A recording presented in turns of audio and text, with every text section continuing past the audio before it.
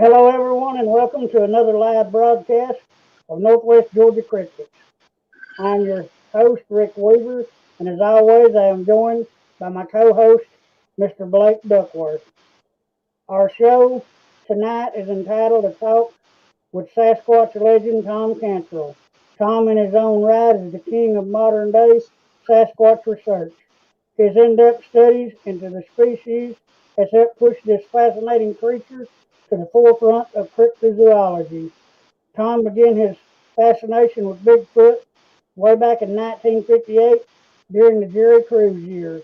It wasn't until a few years later, when introduced to the writings of Ivan T. Sanderson, that Thom began to search for the answers that would eventually lead to a lifelong obsession with the creature we now call Sasquatch. Blake, you got anything else before I open her up? Nope, as always, guys, thank you for the support. If you don't mind, please give us a subscribe, a like, a comment, hit the little bell notification. Let us know you like our stuff. And this goes for anybody that's going to watch in the future also. Thank you guys for your support. And that's it. All right, let's welcome Thom back. Thom, welcome to the show, bud. Well, thank you very much. It's sure nice to be here. We've been a little busy this late fall or going into winter, but it's sure been fun. It's nice to meet you guys. I've not had the opportunity to visit with you before. It's great to meet you also, Thom. As you said, I started in this many years ago. I had one person introduce me as starting before Sasquatch knew it. I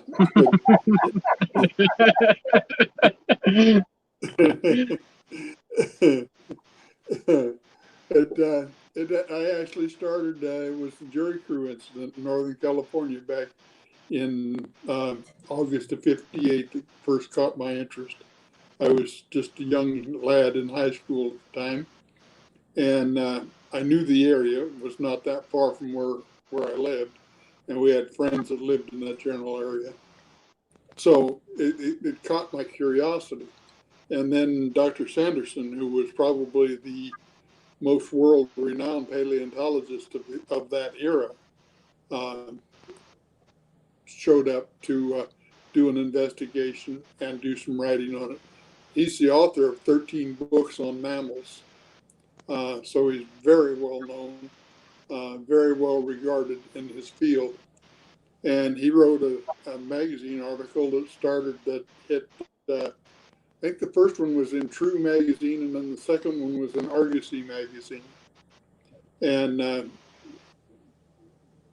Rick, you would remember, Blake probably wouldn't, but back in those days, magazines were our internet. Okay, that's how information got passed along. They were a big deal. Saturday Evening Post, all the magazines, Cosmopolitan, they all had their place. And True and Argosy were two very well-known men's magazines, and they carried articles that that were of interest mainly to men.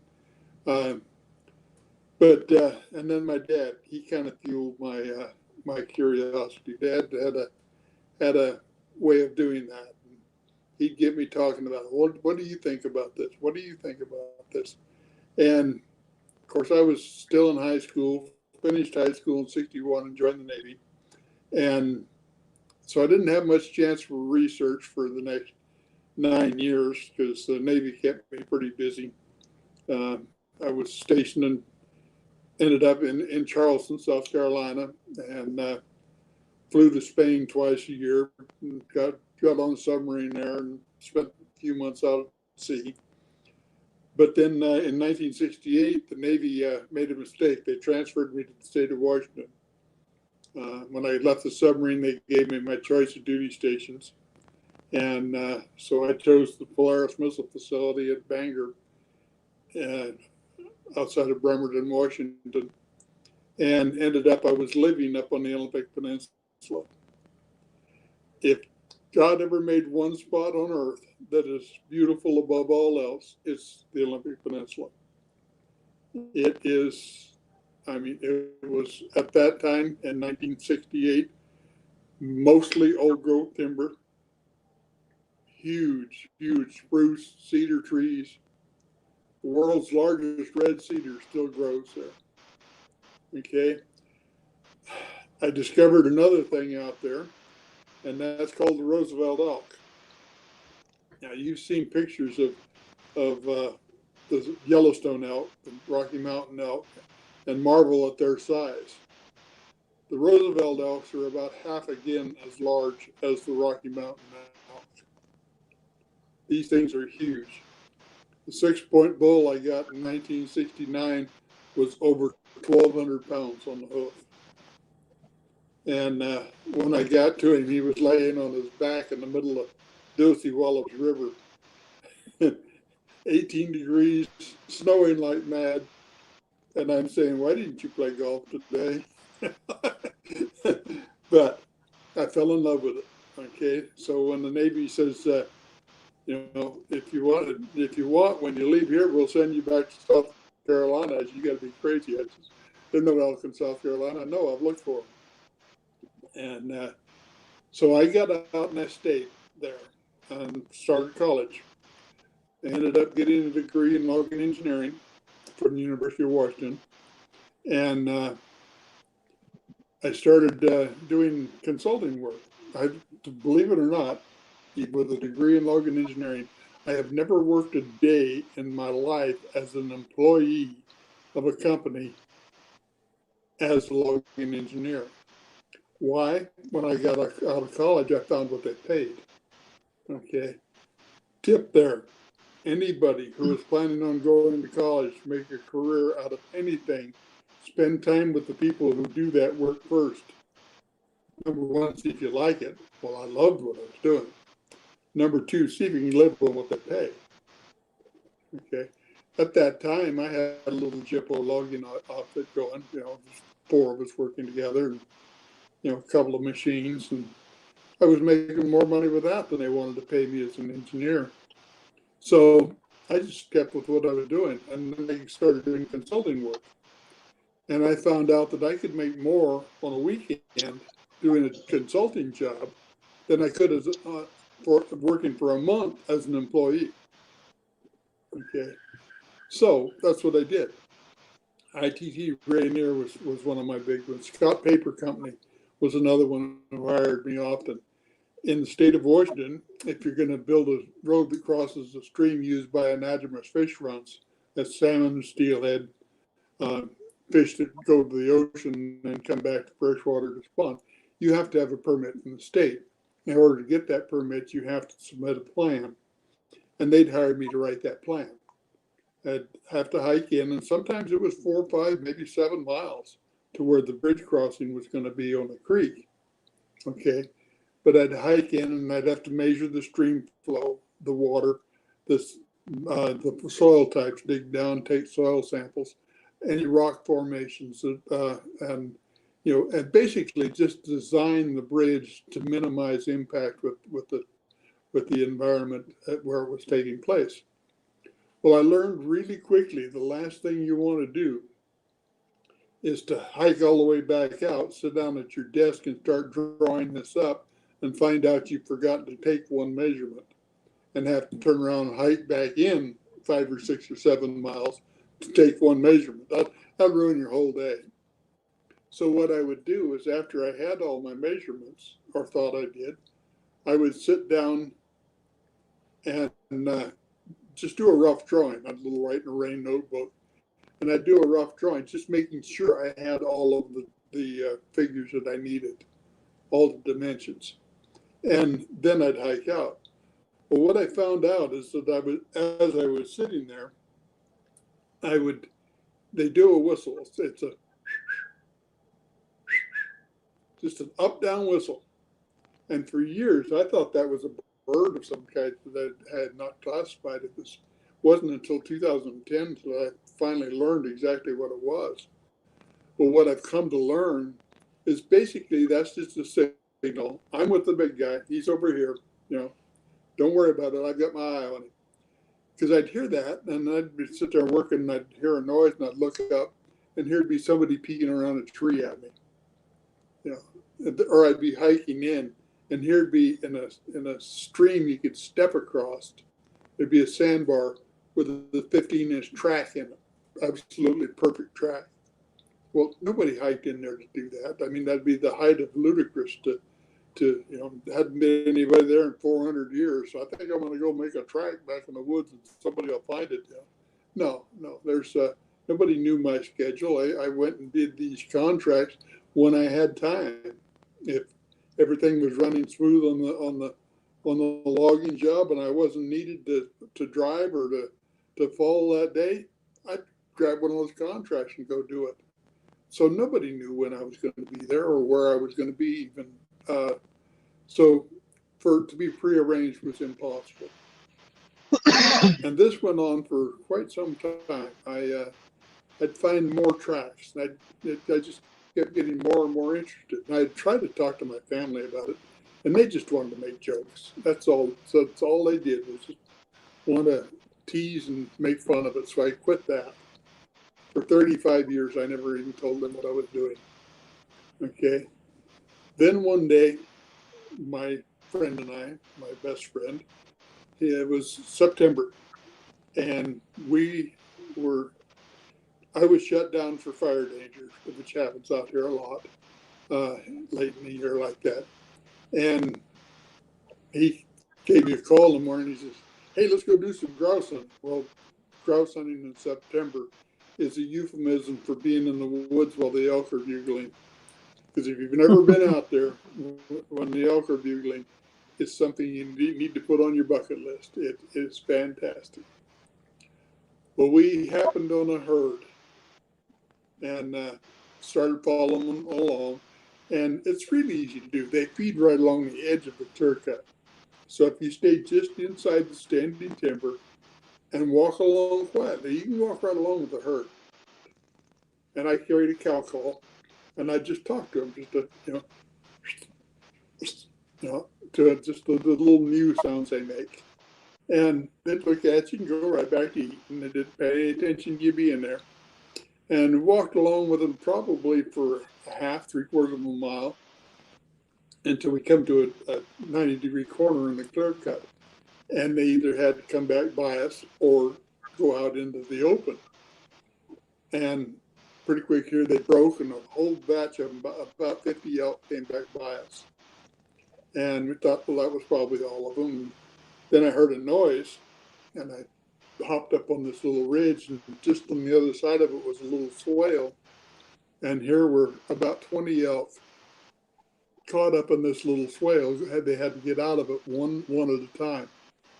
That was fantastic. And looked up on the hill, and here's the herd bull, the big 5-point bull, and he was out on a promontory out in the clear cut, just screaming his head off, trying to get his cows back together again. He was not happy with us whatsoever.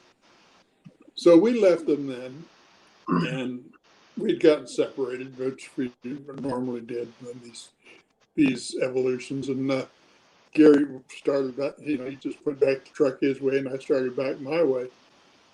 He was a forester also, so neither one of us were worried about either one of us getting lost. It was just a matter of whoever got back first put the coffee pot on the Coleman stove and waited for the other one to get there. On the way back, I saw a little opening in the timber ahead of me. It was old growth spruce it was in, big Sitka spruce. And so I decided to sneak up on it because quite often in that country, it's low country. And it's generally wet, very wet. And you be a little clearing, there'll be a little pond. And quite often you can catch animals around that pond. So I sneaked up on it, and I got to the last tree, big Sitka spruce, and I peeked around it. And at first I thought they were two bear. It was what it was. It wasn't a pond. It was a little area of about probably 3 acres, maybe 4 acres of blown down timber. And these two bear, I thought, were picking mushrooms and eating them. And oyster mushrooms are delicious. They grow on blown down wood, dead wood like that. And you don't have to cook them or anything. Just pick them and eat them. They're delicious. And I wanted to watch these bears for a while. So I got in a position where I could see. Fortunately, I had the wind from them to me, so I was in good position that way. And just sat there. And what they do is they were both hunkered over picking mushrooms, and one stood up to look around, make sure everything was all right. That was no bear. Okay. It stood up on two legs, had its arms up. It was a man, except that he was about 8 foot tall and covered in hair. Okay. And this was 1973, if I remember right. And I didn't say a thing. I just watched. And pretty quick, the other one would stand up, and that was a female. You can see her breasts. And so I figured out it was a pair, it was a mated pair, and they were eating mushrooms. And I watched this for probably 20 minutes. Then I felt a gust of wind hit the back of my neck and knew I was busted. And so I just stepped away from the tree. I didn't want to scare him off. Just let him see, who I was. And as I did, I said, thank you for sharing your family with me. And he had just stepped back and let her walk in front of him and back into the timber. But before she did, she reached down and she had an infant at her feet. And she picked him up and carried him back into the timber. And I was absolutely in awe, absolutely in total awe of what I had been watching for about maybe as much as a half an hour. And it dawned on me, if you want to know these individuals, that's the type of research you have to do. Banging on trees and hearing one knock in return, screaming in the night and hearing a scream return is not going to tell you how they live. Okay? It's not going to tell you how they take a mate. It's not going to tell you how they have children. You have to do that type of research where you can observe them. So that's what I set out to do. I was fortunate because I lived in an area that was rich with them, absolutely rich with them. There were very few people and a whole lot of country. Okay. And at that time, most of it was not logged. And not that logging deters them any. All that does is open up ground and increase the elk and deer herds in the area and provide more food for them. But I got the idea. I happened on one. I was hiking in to do a bridge site survey and walked around the end of a root wad. And here was a big male standing there eating huckleberries. And I just said, well, hi, big fella, how are you today? And he looked at me, and the look on his face was priceless. It was worth seeing, just the hike in just to see that. And he turned around and he just walked off. And I got the idea at that point, being an engineer, you got to measure things. And so that's where I started my research into measurements. I took my own boots off and walked where he walked. And I measured my step against his step, my pace against his pace, how far I sunk into the soil. I could estimate, I was pretty good at estimating weight. I bought and sold a lot of cattle at auction, and I could estimate the weight of a steer within about 20 pounds standing in the ring. So I knew about what he weighed. And by getting the area of his foot, the tracks were so fresh that the last ones are still being stood in. It's hard to get them any fresher than that. And I just sat down and I did some contemplation and some research, and I found out that when he was walking, he was putting about 7.5 pounds per square inch of pressure on the ground. So that got me to thinking, what else can I learn?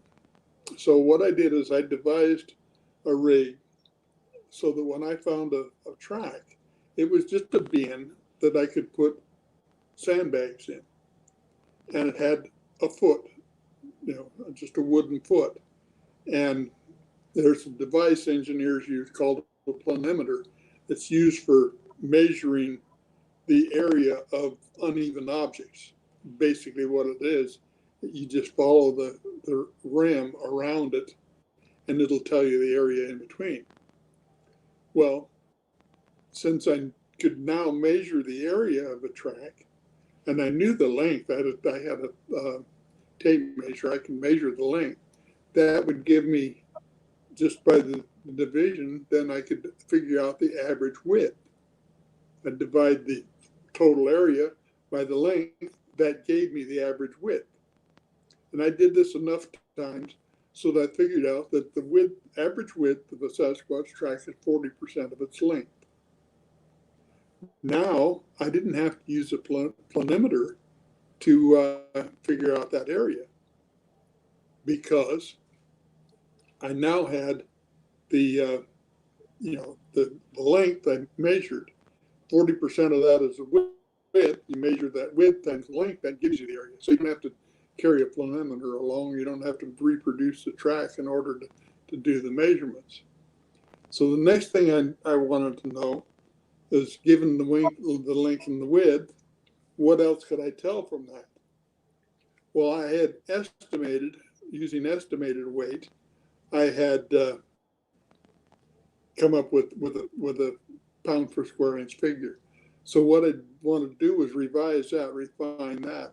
So I took my bin with its foot and I could measure the length, I'd get an area and I'd put a foot that size on it and then load that bin until it sunk in the soil as far as that track was sunk. Okay. Now this was back in the very early 70s.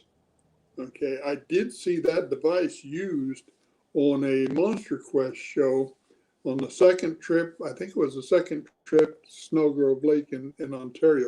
They used a device very similar to do the same thing. But when I was doing it was 40 years before that. But it did kind of make me feel good that somebody else had the same idea. But that way I could come very close to weight. Now I knew the area and I knew the weight precisely. Now I could do the division and come up with a pounds per square inch figure. All right. And my original estimate was very close. It was close enough that that's what I use today. You give me a 15-inch track today, and I can tell you that that individual is almost 8 feet tall because the anatomical constant for primates, for all primates, you are 6.5 times your foot length in height. So if you have a 15-inch foot, you're 96, 98 inches, something like that. I'm not going to do the math in my mind. Tall. That's 8 foot to 8 foot 3 inches tall, something like that. Okay. Now, we already devised 7.5 pounds per square inch ground pressure. We know his length is 15, so that means the width of his track is 6. So his area is 90 square inches. We know 7.5 pounds times 90 square inches, he weighs 635 pounds. So you give me a 15-inch track and I'll tell you he's 8 foot 2 inches tall and weighs 635 pounds. Okay, now does that mean every track that is that long is going to be exactly that height, exactly that weight? No, but that puts you in the center of the bell curve. Okay, then you'll have your standard deviations from there. One standard deviation takes in 68%, 2 standard 95%, 3 standard deviations, 98% of all population will be within 3 standard deviations of the center. That's where that comes in. Okay? Any questions on that? Okay. That's what we did through the 70s. We did basic research. Again, my family, all they wanted to do was make fun, so they didn't know anything about what I was doing. I just went out and did it myself. Even my best friend was a total skeptic, and but it didn't bother me. It's what I did, and I had encounter after encounter after encounter, mainly because what I was doing was going out and just being there and being quiet and being alone. They're a very curious individual. They will come see why you're there, what you're doing. Talk to them. I'll tell you one thing right now. They are not an aggressive species. If you're aggressive with them, they will defend themselves. You get between them and a youngster, and they will defend that youngster. Can you get in places where you shouldn't be? They're Yes, you can. they're just like every other animal, though. We're the same way. You mess with our young, you know, if you put them in a situation to where they feel threatened, just like any other species, any other animal, Absolutely, same tendencies. absolutely right. But you, all the situations me and Ricky have been in, there never once that I feared for my life. May have been scared, been scared a little bit, but One thing I found in writing not this felt book, threatened. amassing encounters from around the country, are the incidences where people talk about how absolutely terrified they were. They were comatose for fear, could not move because they were so scared. And all the being had done was stand there watching them. You know, that fear came within them. It didn't come from anything the Sasquatch was doing. Yep. And I'm 77 years old. If you think you have an aggressive Sasquatch that's dangerous to you, call me. I'll come stand between you and them. It's that simple. I have that much faith in them. Of course, it's been so many years. No, I agree on that. You know, I think a lot of people that have what they would consider fearful encounters, I think that's a lot of times people that never thought something like that's possible. Mm-hmm. It's more like you're seeing a monster in the woods. Because, I mean, that's, you know, we're taught that, you know, stuff like this doesn't exist. And all of a sudden you are face to face to something that's not supposed to be here, from what we're taught. So I think that's where from a lot of the fearful encounters come from. It's just fear taking over inside. And if you go out there expecting to see a monster, you're going to see a monster. Mm-hmm. Because they're big, they're hairy, they're not They are especially pretty monsters. by our standards, you know. Yep. And they're loud. They've got a set of lungs as big as our chest on each side. Okay, they have, you know, three vocal cords instead of two. They have a huge resonating chamber in their throat. So yeah, when they make an uproar, it's like, me and Ricky can both vouch on how loud they are. We've definitely gotten the crap scared out of us a few times. yeah, that it's been so long now it doesn't bother me. I don't. It's just. Well, it's unexpected. A lot of it's unexpected. You know, you're not expecting it. Right. Well, that's the difference. I never not expect anything with them because anything can happen, especially if youth are involved. There's no possible. What they're going to do. But in 2014, a group of us had camped down in Northern California at a place called Elk Meadows, and that's on Blue Creek. And Blue Creek is one ridge over from Bluff Creek, where Bob and Roger filmed Patty back in '67. Okay. We were just going to bed. Kathy Blunt and I had sat up at the fire late, just talking. and everybody else had gone to bed. We got up to go to bed, and Kathy stayed a little bit longer to put the fire to bed before she headed for her tent. And her tent was across the little road from mine. She liked to be separate because she liked the nightly interaction with them. She would invite the youth in, and they had some games that went on all night long. But I'm just getting into bed. I've got my clothes off. I've got my tent heater going. Just kneeling down to get into bed, and I hear, Thom, come help me, I can't move.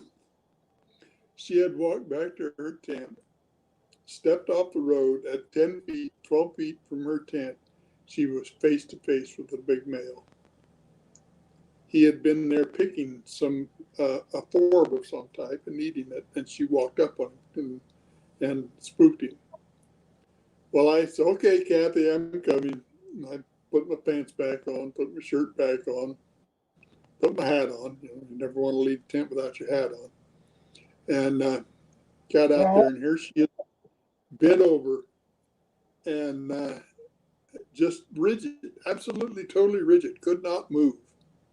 And that's a safety thing, okay?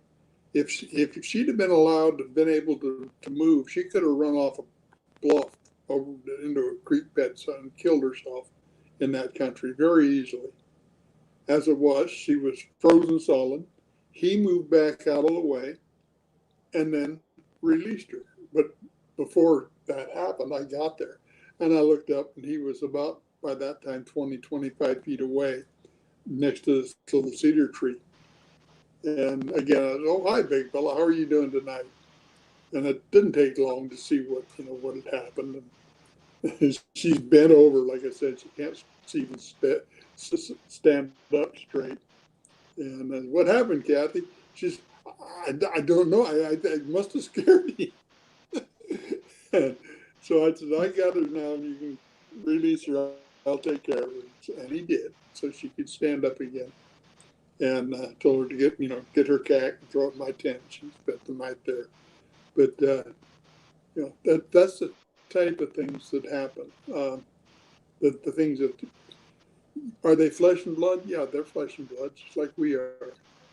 Can they do things that seem supernatural to us? Yes, they can. But my teacher has said, we have no powers that you did not at one time have. The difference is, about 35 millennia ago, you stopped and adapting to your environment and started adapting your environment to you. We moved indoors. Okay. And when we did that, now we're conversing across the fire. We don't have to talk to somebody up on the other ridge. So we don't need telepathy anymore. Does that mean it's totally disappeared? No, it hasn't. There's still vestiges of it in our society. And I really think we could get it back fully if we knew how, or if we had a great enough desire to. I've had people tell me that that telepathy is no more than wishful thinking combined with self-talk. That's so far from truth, it's unreal. I was driving home one night from a friend's house, rainy winter night, a long straight stretch, and nobody on the highway, just me, my pickup doing about 50 miles an hour. It was raining so hard you couldn't hardly see the windshield. And all of a sudden I see a set of lights coming up behind me. Pickup went by me at probably 85 to 90 miles an hour. And when I saw him coming, I just pulled over and let him go by. And I started to pull back out onto the road, and a voice came to me and said, slow down, they're not going to make the curve. And they didn't. And believe me, I did not want to go around that curve at the end of that straight stretch to see what I was going to see. Fortunately, they had just spun out and were sitting in the infield on the on-ramp to the freeway. Nobody was hurt, just shaken up. But was that self-talk? Was that wishful thinking? No, that was a warning. And it's the same thing when you deal with them. That, just a different voice is all. It's the same thing. It happened another time. I ran the archery counter at a sporting goods store. And I was going home from work on Saturday night in the fall. Or, well, it wasn't fall, it was just before deer season opened, archery deer season, which in Washington was the 1st of September. So I was tired. I'd been tuning bows all day long and working my butt off. Didn't even break for lunch.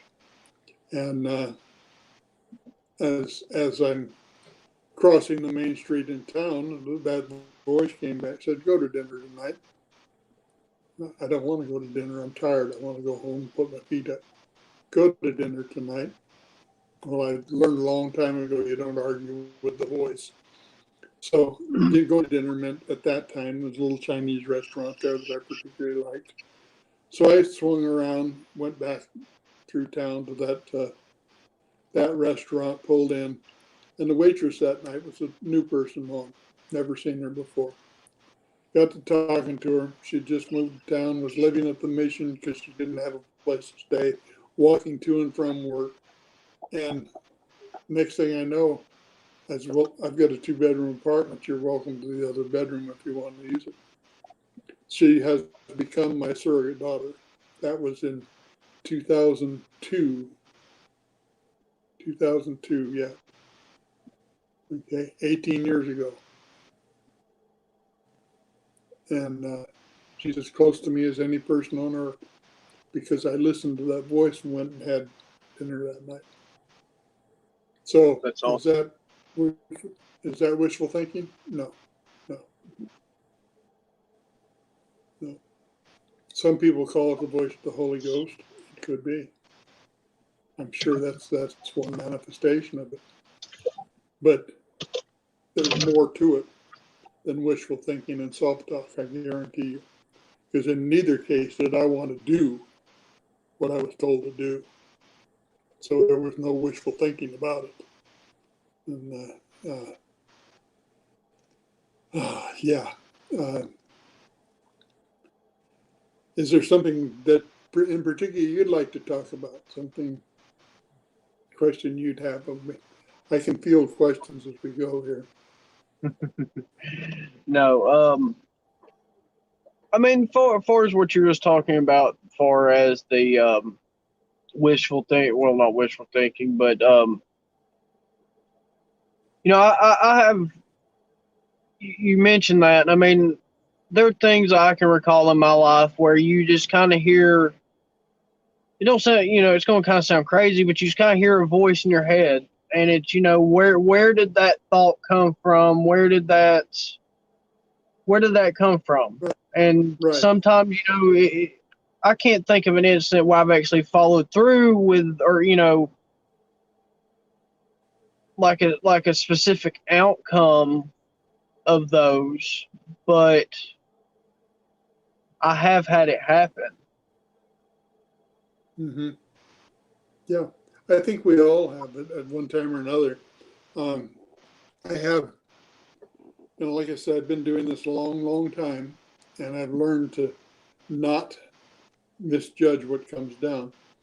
We all view things from our own viewpoint, and our own viewpoint is determined by our history, what's gone before us. You and I can look at the same event and see it in two totally different eyes. Yeah. Okay. That's why in a court of law, even eyewitness testimony is cross-examined. Why it's better to have 2 eyewitnesses than 1. Well, things can be interpreted in different ways. They can be interpreted different ways, and we're going to interpret it in light of how we see it, what our mind will allow us to see it. On that same trip in 2014 to Northern California, we had a lady that come over from England for that gathering, and Jackie was riding in the passenger seat, front passenger seat. Arla Williams was in the back seat, and I was driving. We had gone to town to get gas for my tent heater. We were camped at 5,500 feet, and believe me, at 5,500 feet, you don't want to run out of gas for your heater in the middle of the night. I mean, it was still cold enough that there'd be ice on your water bucket the next morning. And as we were coming back, I was pushing pretty hard because I wanted to get back to camp. And it was 34 miles from pavement to our camp. We were right at the end of the road. It was a wilderness area on three sides of us at the end of the road. And at milepost 14, we came around a curve, and there's two Sasquatch standing right directly in front of us on the road. Just right directly. And by the time I stopped, they were not 20 feet away. And Jackie she just yelled out as loud as she could, "Bigfoot!" Tom, I got a question for you, bud. Pardon me? When you're out in your research areas like this, uh, have you ever actually have them warn you of, say, pending danger or anything of this nature? And the reason I ask is, I was in South Georgia. I don't know, it's been several years ago. We were down there, camped out. Uh, we'd been in camp probably, I don't know, 4 or 5 hours, and I kept getting this like a voice. They was telling me to leave, and it was like this happened 3 or 4 different times during the night. Well, finally, about Right. I don't know, about 10:30, 11 o'clock, we actually packed up and left. Me and a couple of guys that were down there with. Well, a couple of weeks later, I found out that the sheriff's department down there had actually found a young girl that had been killed there in that area, along about the time we were down there camping.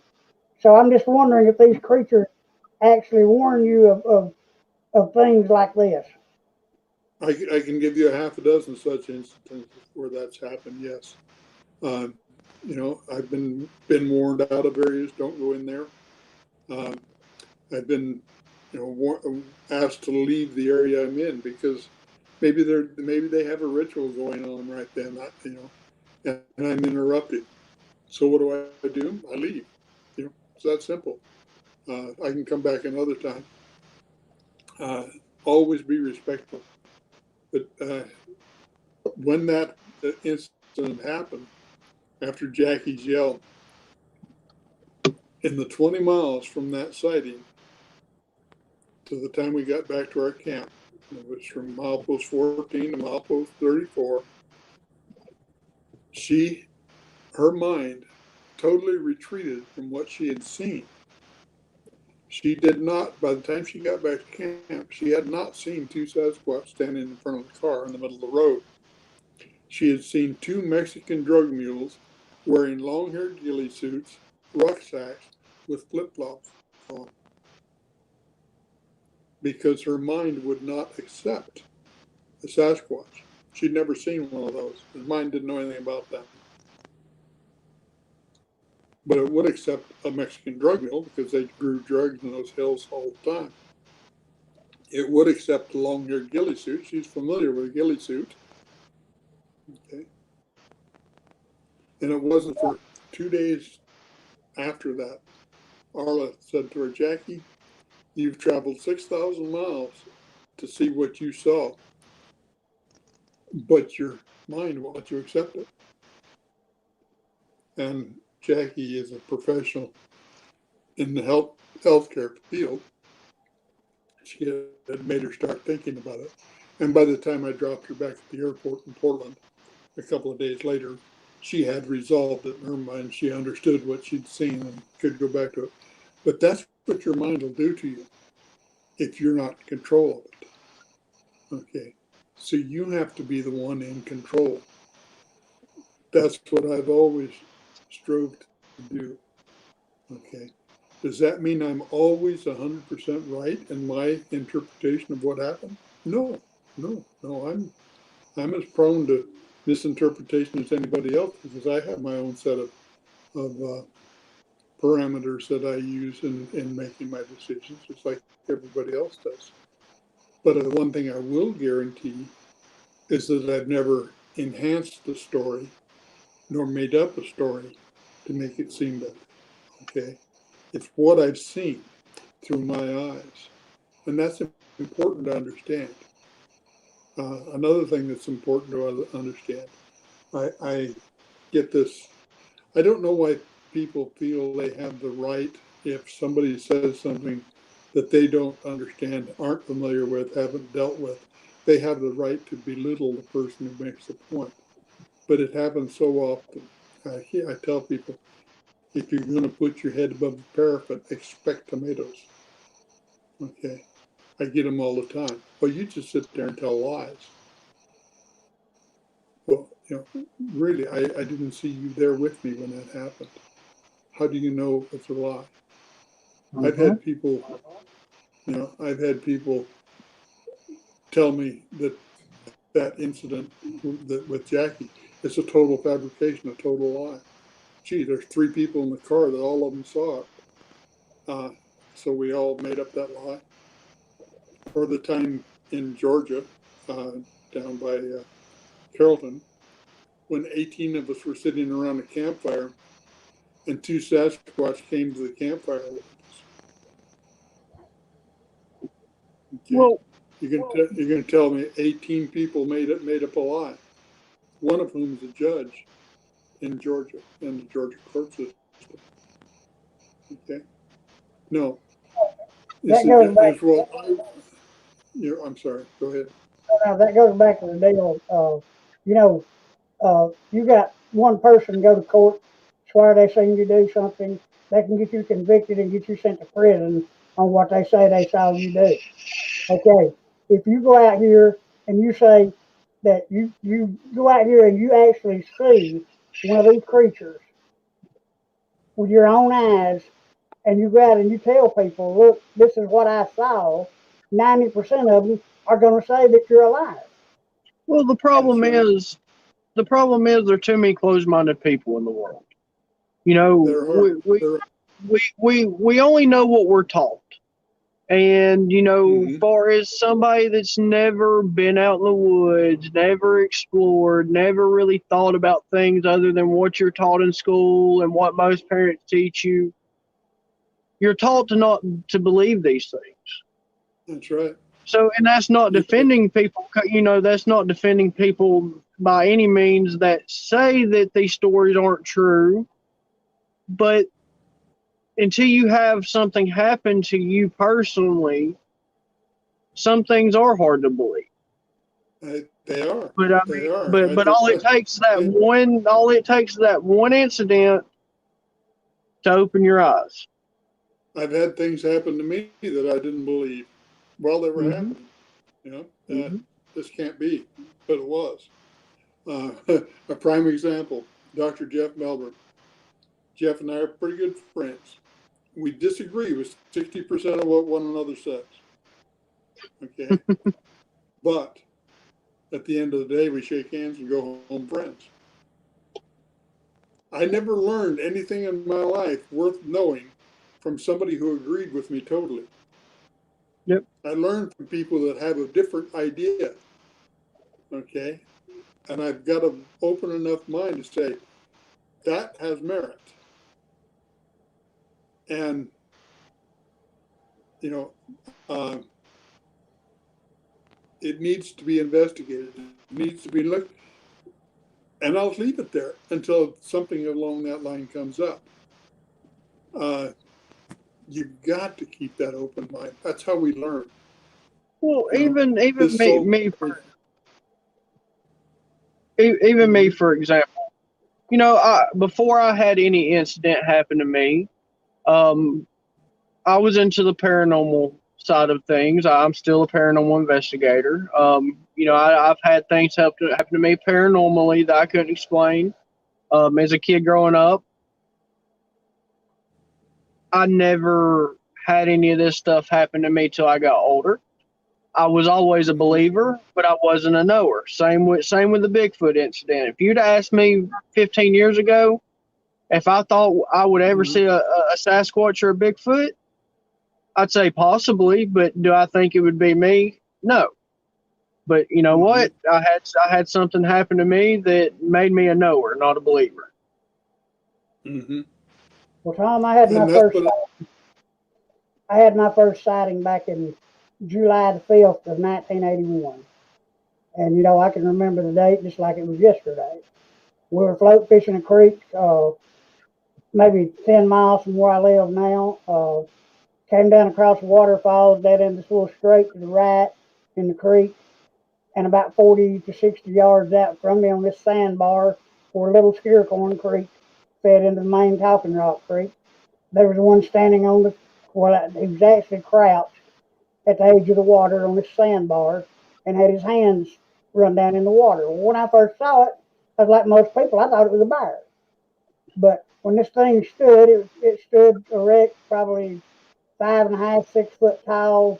Uh, I'm just guessing 340, 350 pounds, a little bigger. Uh, but what amazed me about it, when its hands came up out of the water, it wasn't bear paws. It was hands similar to ours, only about maybe twice the size of ours, that had hair down to the middle knuckles. And I saw this, and I was in awe. And this whole thing lasted maybe 50 seconds or so because, you know, we were in a raft traveling good speed in the water. But when I saw this thing and it saw us, it turned and bolted. And when it bolted back into the thick cover, it was faster than anything I'd ever seen. It was bipedal, 2 legs, and you know it completely covered in hair. But this thing moved with speeds that until this day I still can't grasp. And I've got a question, Tom. So, with your expertise, you know, this is just something I like to ask everybody. I like to get anybody's opinion that isn't it, you know, been into the field or had encounters or whatever. What do you actually think they are? For what are they part of us? Are they, you know, are they Johnny Epipithecus? Are they, you know, what would be your expert opinion on that? they're human hybrids. Their DNA proves that. Their mitochondrial DNA that comes straight from their mother's side is pure human. Okay? The nuclear DNA has markers that are non-human. The kicker there is they don't show up in gene bank anywhere. So they are a human hybrid. Okay, what that other part is, we don't know, and may never know, but we certainly don't know now. It could be a pre-human, so you know, something like a Heidelbergensis or something like that they don't have a species that they don't have DNA evidence on. I don't know. It could be, or it could be like some people say, and it's alien. I don't know. I do know, but I do know that they are the mother side. Whatever the father was, the mother was human. And And I support that. That's always been my outlook on it. I mean, you know, they're supposedly evidence or, you know, DNA findings saying they're John Epipithecus. I mean, there are a lot of theories and a lot of, you know, misinformation out there. that, you know, and that all comes because somebody made a statement one time, and the hangers on jump on that. You know, well, so and so said that, so that has to be. No, he was just speculating. That's all.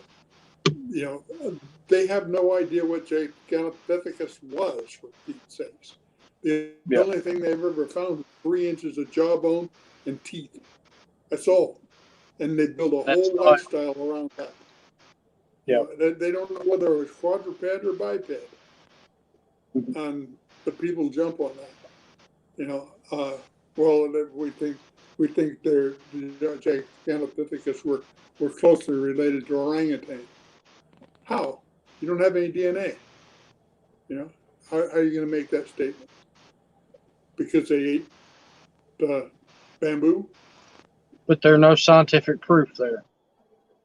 There's no scientific proof. No.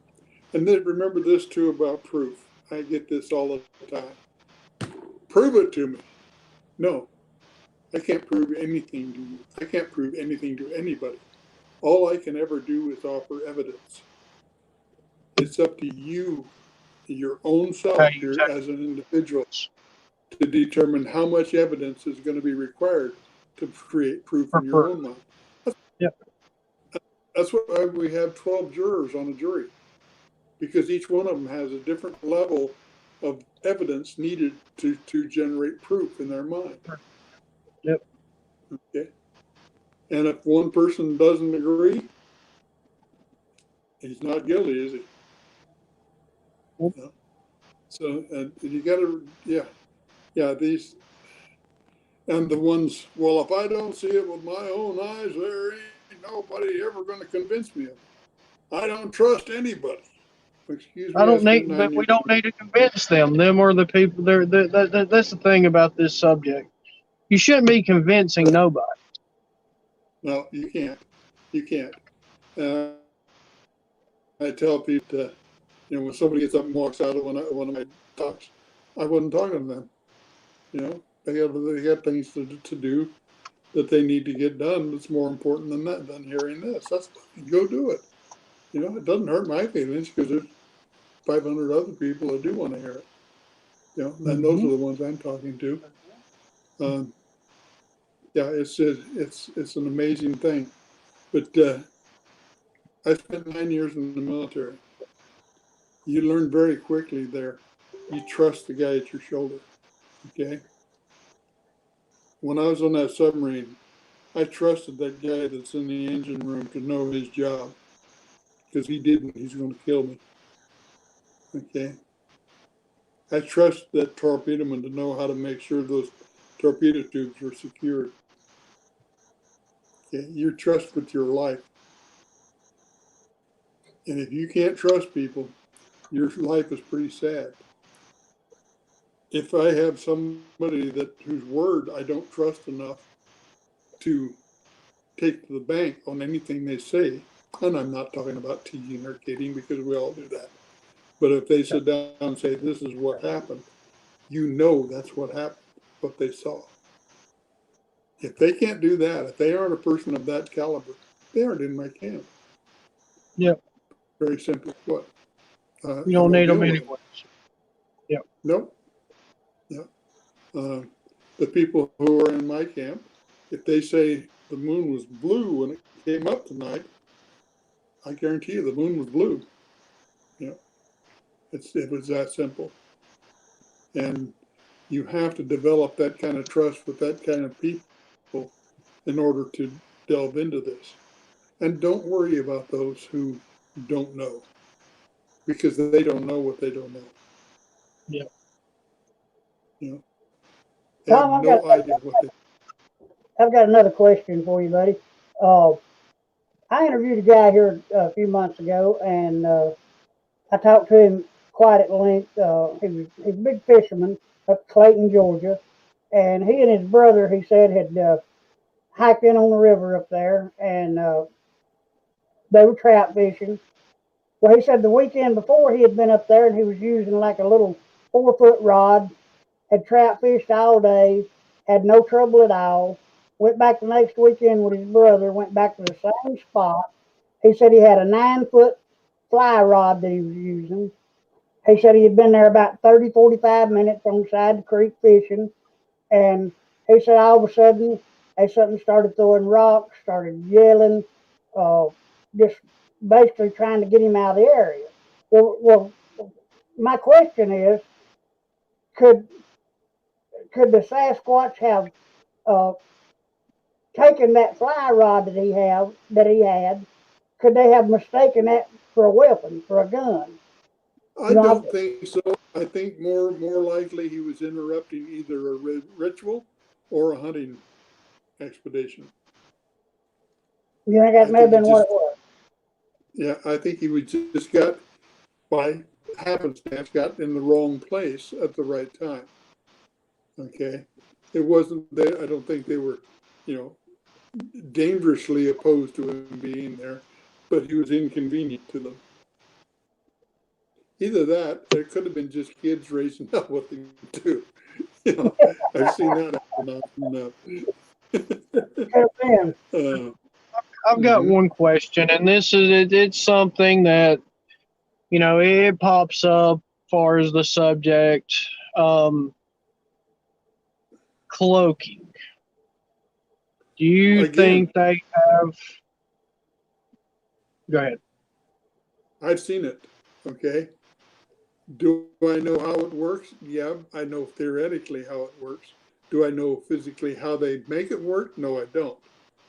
But you know what a noise canceling headphone is? Yeah. Basically how that works. It takes the noise signal, reverses polarity, and feeds it back in, so it nullifies the noise signal. Do that same thing in the visible light spectrum, and what do you have? Same you can't thing. see anything. Yeah, same effect. That's how it's done. Yes, they do it. I have a couple of photographs that are fantastic of it in progress. So I'm convinced that it does exist. Again, I don't know exactly how they manifest it, what the system is, but yeah, I've had them following a trackway across an open field, snow covered field, and out in the middle of the field have the tracks just disappear, just stop. How do they do that? I'd give it my right arm to know, but I don't. Yeah. And yes, well, it's almost, it's almost like sometimes they, I don't want to say travel between dimensions, but I mean, I guess that's kind of the best way to explain it. I mean, they're able to disappear. Mm-hmm. They are. They do things that flat amaze me. I don't know what dimensions are. I know they exist. I don't know how they go physically make that work. Well, I was more or less using that for. I was more or less using that for description, mm-hmm. but I mean that's a lot of people refer to it as that. Whether if it really be going in between different dimensions or less just disappearing. Just disappearing, yeah. That's like ultra or infrasound. Until somebody shows me a spectrograph that shows sound waves below 20 cycles, 20 hertz. Pardon me, I showed my age there. Below 20 hertz, I'm not sure it's infrasound. It's a phenomenon that we've given the name. It's infrasound, yes. Yeah. But that doesn't mean that's actually what it is. Yeah. Because elephants use infrasound, alligators use infrasound. Lions, Yeah, and that's not harmful to anybody or anything. So there needs to be a lot more work, more investigation done before you can lay that off to infrasound. I had one person one time, well, I can hear infrasound. I said, well, I don't want 20 to your ears can't hear. Your ears can't hear below 20 hertz. No, that's by definition. It's below what you can hear. Okay. So unless you have very special ears, it's not. You can feel it. Okay? You can feel it, but you can't physically hear it. Right.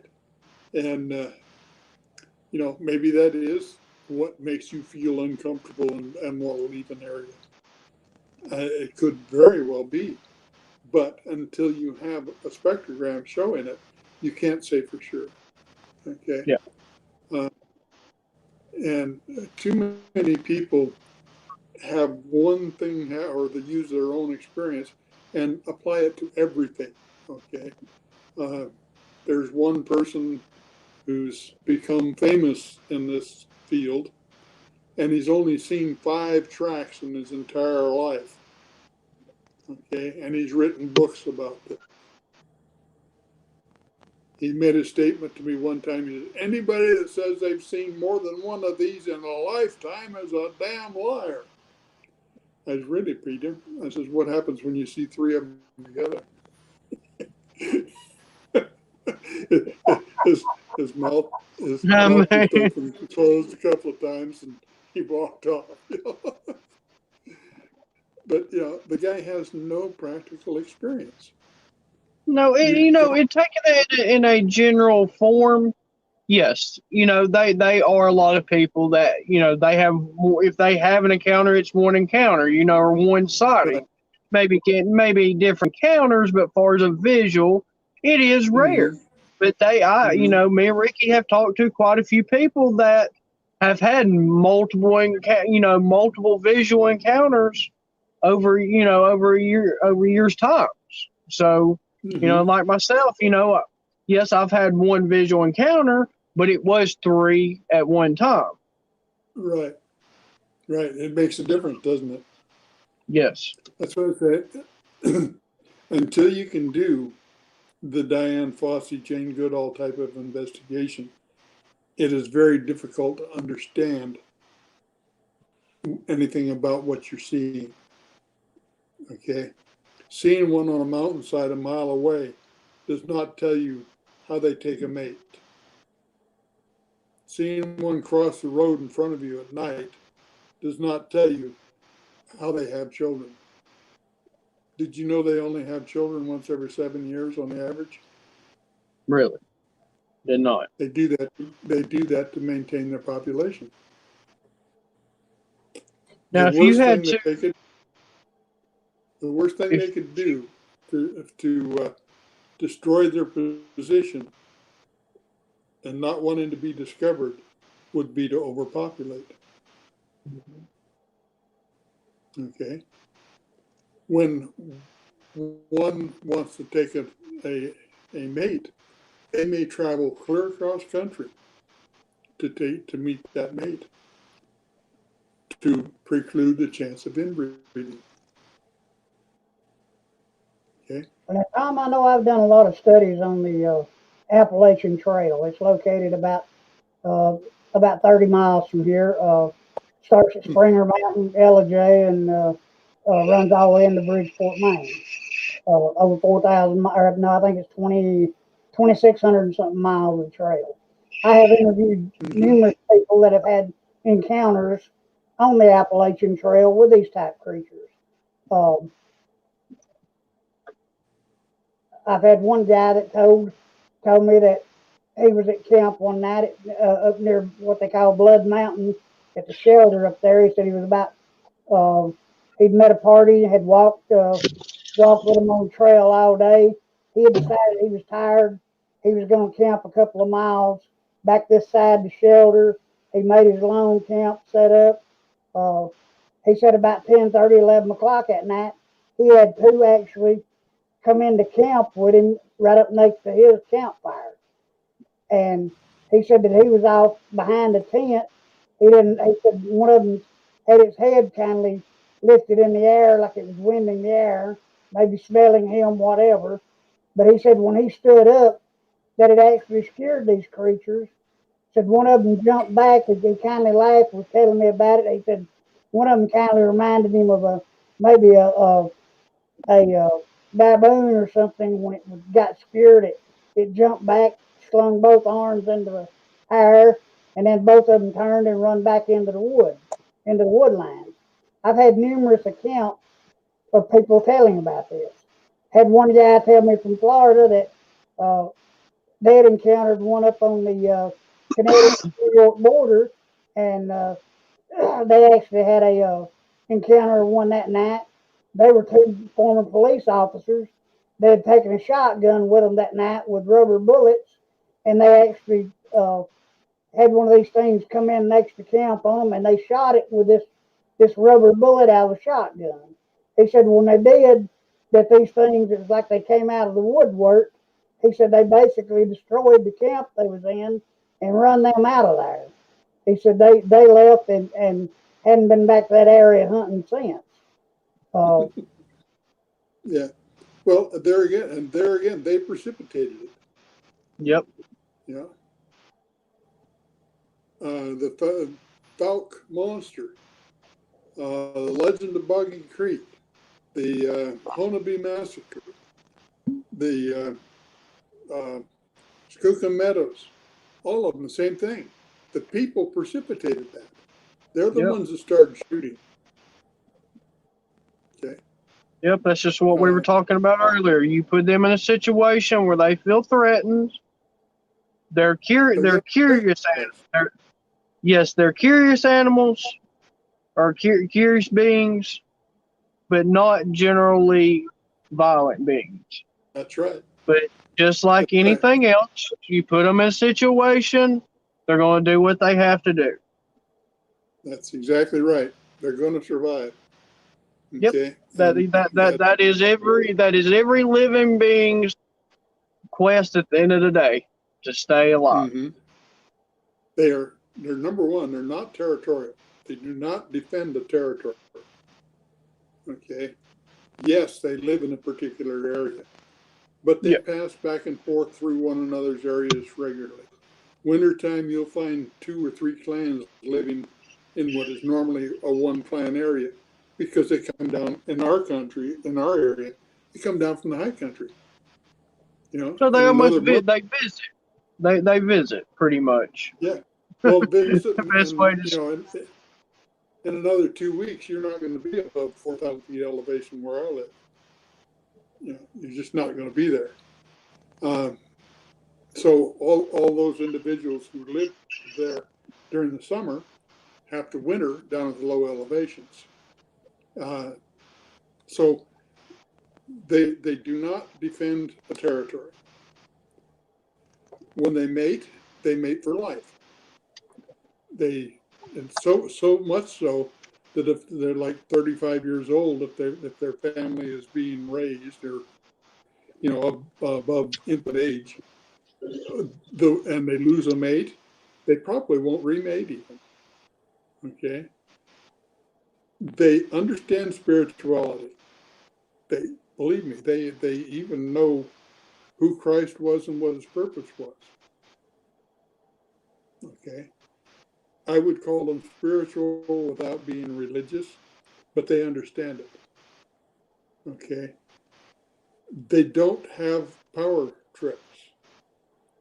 They don't have to be in charge. Okay. They don't acquire things. They are not acquisitive. Yes, they will make a tool and they'll use the tool, but they'll leave it right there. They won't take it with them. Now, if you take those 5 things out of our history, how many wars have we avoided? Power, territory, monetary, and lust. oh, we're a very aggressive species. Very aggressive, very monetary species. We really are. I've got 2 questions while I'm thinking about them. Population. What would be your guess far as the population, say, in the United States? If you just had to take a guess. In the state of Washington, I have identified 20 different clans. Each clan has between 1 and 3 family groups. And they'll number a total of 15 to 18 individuals, 13 to 18 individuals. Okay. So that means in the state of Washington, there are approximately 300 individuals living. Washington is probably the most populous state in the lower 48. Okay. British Columbia, I would say, is probably the most populous area in the northern hemisphere. Okay. Now, if you extrapolate that and go to the heavily populated areas, Georgia's one that's got a very, very heavy population. So does Florida. Oklahoma, Texas, Montana, Idaho, these types of states. Ohio has some. Even New England states have some. My guess is 15 to 18,000 in all of North America. Okay, that's why it's necessary. The daughter of the clan leader in British Columbia, when she was ready to take a mate, actually went to Oklahoma, southeastern Oklahoma, is where she met her mate. And that's a whole story about how I know that. It's in one of my books. But she actually went there. Now, what they'll do is generally the female will go to the male's home territory for a trial period to see if they're compatible, see if it's something they want to do. Then they will return to the female's home area to live. And that's what Rajah Enforcement did. Unless he's necessary in his home area, they will return to her home area to live. So they're in BC now. And I've known her since she was a teenage. First started running into her when partners and I were doing our 5-year study on glyphs and structures that based in BC. And she was just a teenager then. Very unique individual, very unique experience. As soon as you saw her, you knew who it was just because of her appearance. But there again, I had times where I could do the Diane Fossey, Jane Goodall type of investigation. I could sit and watch her interact with her peers. That's what you have to do. You know, if banging on a tree and hearing a return, or screaming in the night and hearing a return is all you want, if that's satisfaction enough, fine, do it. You'll get that return. But if you want one to hold your hand in theirs, that's going to take more. Okay? And that happened to me. One more question. Mm-hmm. Do you believe they bury their deceased? Absolutely. Well, let's carry that population figure a little further and tell that story. 300 in the state of Washington. Okay. They live a nominal 100 years. That means in any given year, you're going to have an average of 3 deaths in 71,000 square miles. Now, Washington and Georgia are next to one another in size. Okay, they're almost identical, the same size. Can you imagine trying to find 3 dead of anything in the state of Georgia? Oh no! Like we don't even hardly find. Like I tell people, everybody's like, well, why don't we find bodies?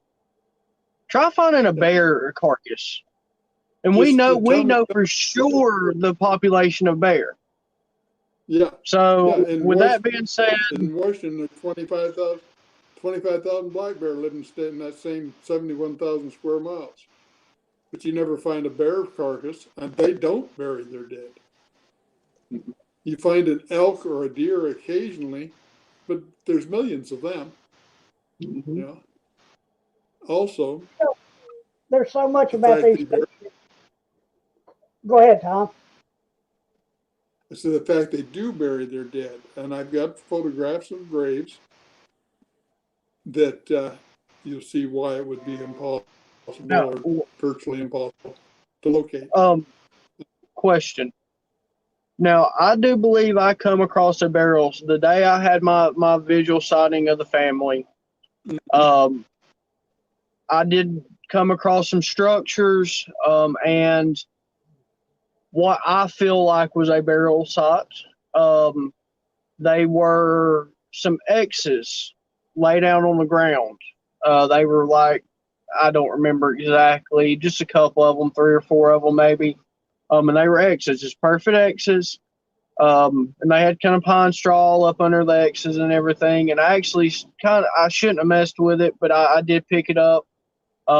and I seen what I look like as bones. I don't know what it was. I don't know why. I just know what I saw. Do you think that's what that could have been, or Not an X. We have our connotation of what an X means. To them, an X is a sign of friendship. It's a welcome sign. That what you found, and it could have been a burial site, but it was being welcomed into that area. because I don't know what it was. I just know it was weird. I don't know. Yeah. I don't know what it was. After this is over, send me an email, and I'll send you a picture of what a grave looks like. And I've seen them in Georgia, and the ones I've seen there are the same as the ones here. Same thing I find here, and you don't find them very often, but it does happen. But it's but no, normally speaking, and it could have been welcoming the clan to the well, we'll just call it a funeral service. So yes, it could very well have been. If you got that feeling that that's what it was, it probably in fact was. Because I've found people who are close to them, their feelings will tell because their feelings are given to them. It was just weird. I don't know what it was. Once I thought I seen bones, I didn't mess with it no more. So I don't know for sure if I actually seen bones or not. I seen what looked like a bone. I said, let's not, I just, I left it at that. I did not, I didn't want to mess with anything I shouldn't be messing with. So. I know that feeling. I know that. Didn't want to find out what it was. Just keep it cataloged because it'll come back in the future. You'll learn more about it in the future. Well, Tom, what's your feeling? Do these things actually? Do they actually, as far as people that have sightings of these creatures come into your camp or an area where you're at? Do they actually choose that person to actually reveal themselves to, or? I think that that's almost always the case. I'm not a big fan of coincidence for that, and I'm sure there are mistakes that happen. But if the sighting is a face-to-face type of sighting and it goes on for more than an instant, I think it's by choice. I really believe that Patty showed herself to Roger and Bob by choice. That was pre-planned, preordained. Well, and just the way she looks at the camera, just the whole just everything about the film. I agree. Yeah. I mean, and like you said, I do feel like, sometimes they made me a mistake there every once in a while. Oops, I didn't quite mean for that person to see me. But they do so well at staying hidden that they have it down pat. They know what they're doing. They know we're there before we ever would know they're in the area. Oh, so, absolutely. for a mistake to happen. Go ahead. Somebody asked me one time what type of camo I wear when I'm researching. I said, camo? You're dealing with something that knows when you turn off a paved road. What do you think camo is going to do for you? I do. The one question, though, that I wish I could get $1 for every time it's been asked, I've never told anybody this, but I'd like to have $1 for every time I've had that conversation that began with those words. And I have to admit, as foolish as that TV show was, it did help out along that line. It made it okay for people to talk about. But it also brought a lot of dishonesty. Let's put it that way. We'll just leave it at Yeah, that. but A lot of dishonesty.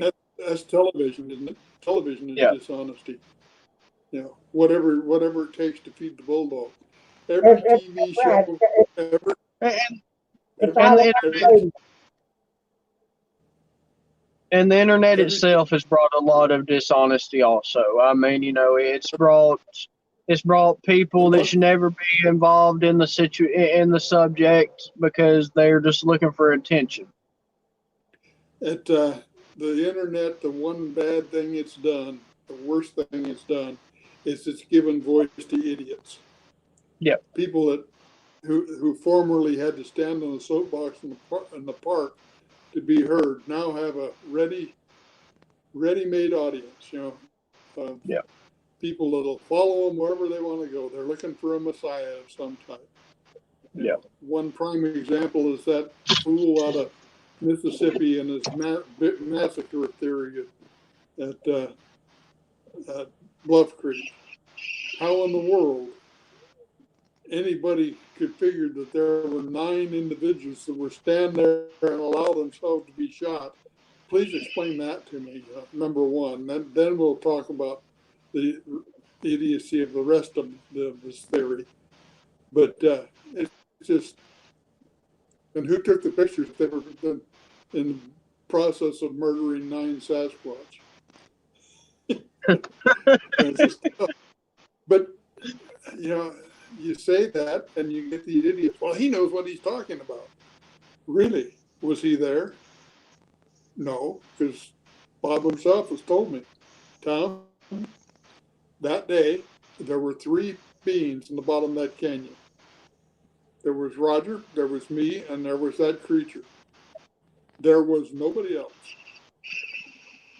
So where does his special insight, quote unquote, come from? He wasn't there.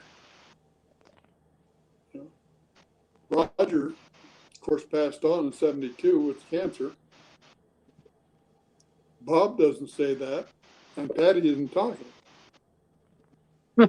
So, Right. so where does this information come from, other than his fertile little mind?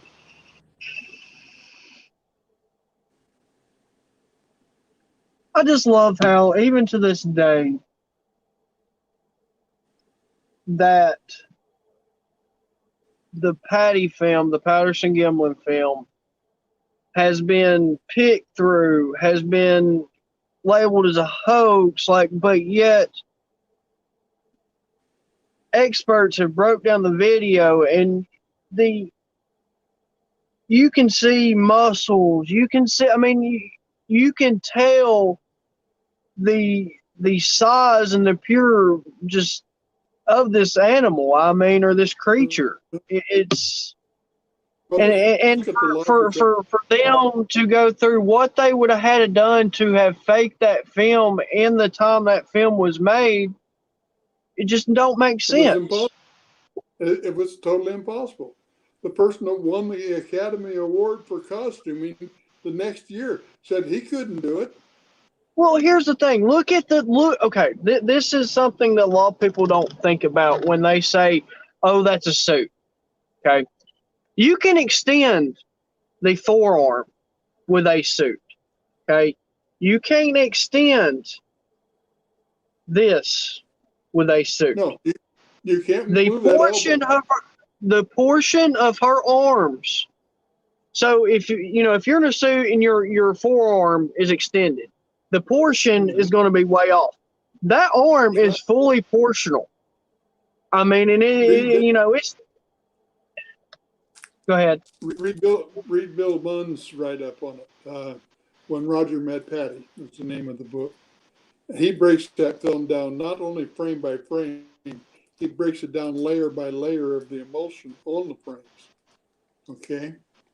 And one of the things that they point to as proof of their massacre theory is this flare of light in one frame. It isn't there on the original film. It's there on a copy of a copy of a copy of a copy of the film. Bill Nunn's had a first generation copy to work with. There's no flare of light on it. That's an artifact introduced. But look at the logic. You have two guys that have been writing and looking, searching for some time. They live in the most Sasquatch rich area in the world, just out of Yakima, Washington. Okay. Why would they drive 600 miles to do a hoax when you've got the entire Cascade Mountains in your backyard? Okay. Why would you shoot your hoax on the last 23 feet of a 100-foot roll of film? That's exactly Why right. You would just do it and get it over with. They would be nothing else involved. You would go do the hoax and it'd be done. Yeah. Why would you shoot from the back? Every costumer will tell you the back of a suit is the worst possible place to do anything with.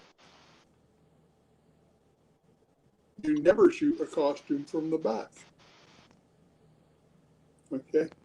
All of these things just make no sense. Why would you do one take and call it quits? Do it on a creek that's making noise. Do it from behind where you have no communications with your actor whatsoever. It's just, none of it makes sense. Plus the fact you can't reproduce it. Every time somebody has attempted to reproduce that, what they call a suit, all they do is tend to prove it more.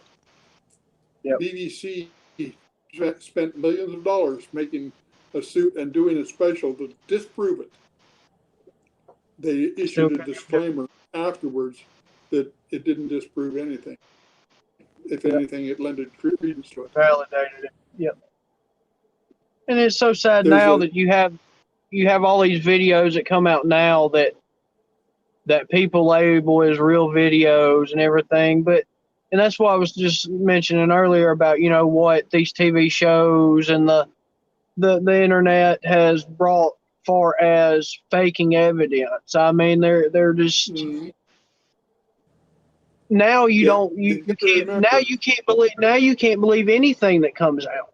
Like you know, if a video comes out, it could be the best video in the world, but it's automatically going to be labeled as a hoax. We just went through that with the election, didn't we? Yeah.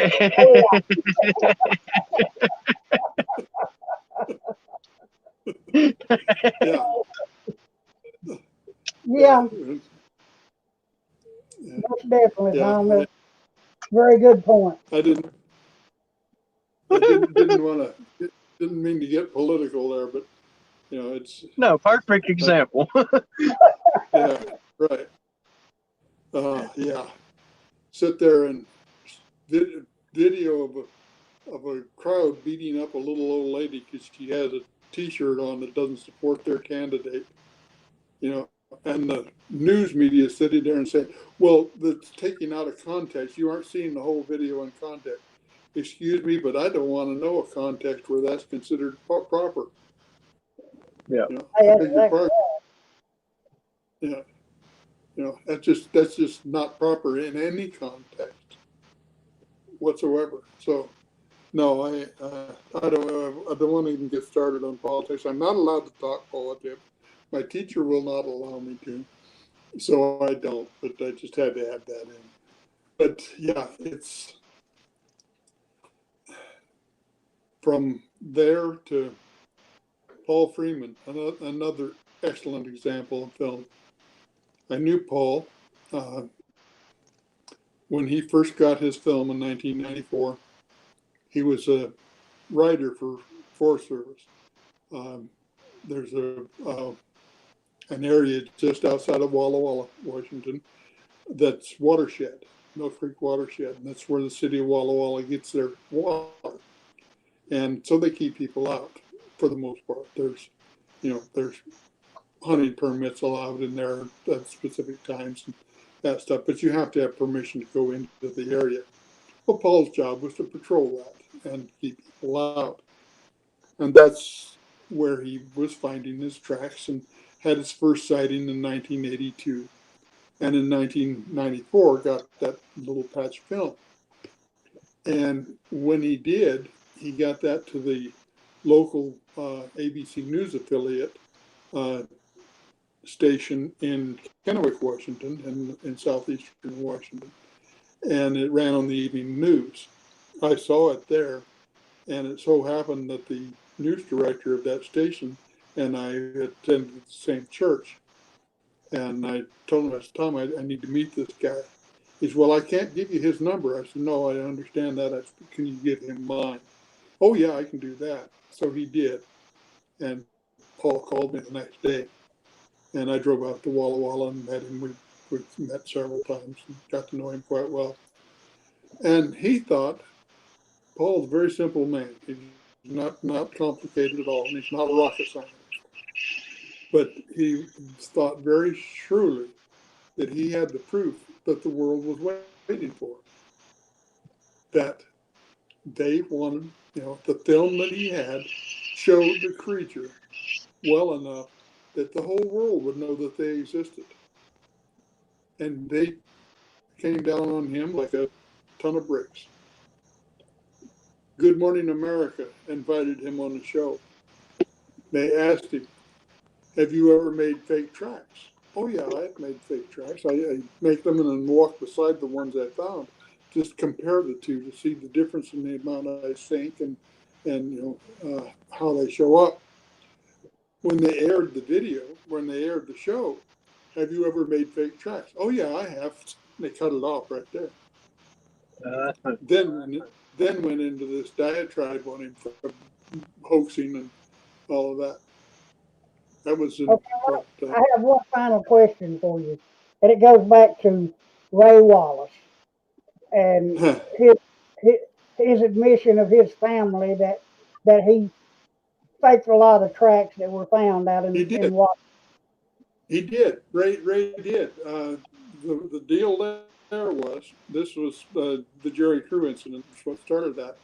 In August 25th, 1958, Jerry Crew, they were working out of camp. And basically what that means is they'd go to work Monday morning and go home Friday night. And they stayed in camp in between. Okay.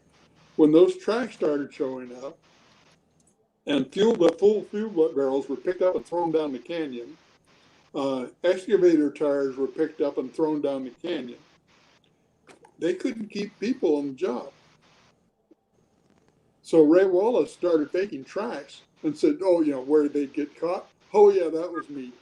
I just, the problem with this thesis is on the 25th of August until the 4th of October, when the newspaper articles came out, Ray Wallace was in Costa Rica. Now, if you can tell me how he was making fake tracks in Bluff Creek, California, while he was in Costa Rica, I want to hear that story. But yes, he did make fake tracks. He made a ton of them. Matter of fact, he was living not far from me when he passed away a few years ago here in Washington. But he did that because he couldn't keep crew.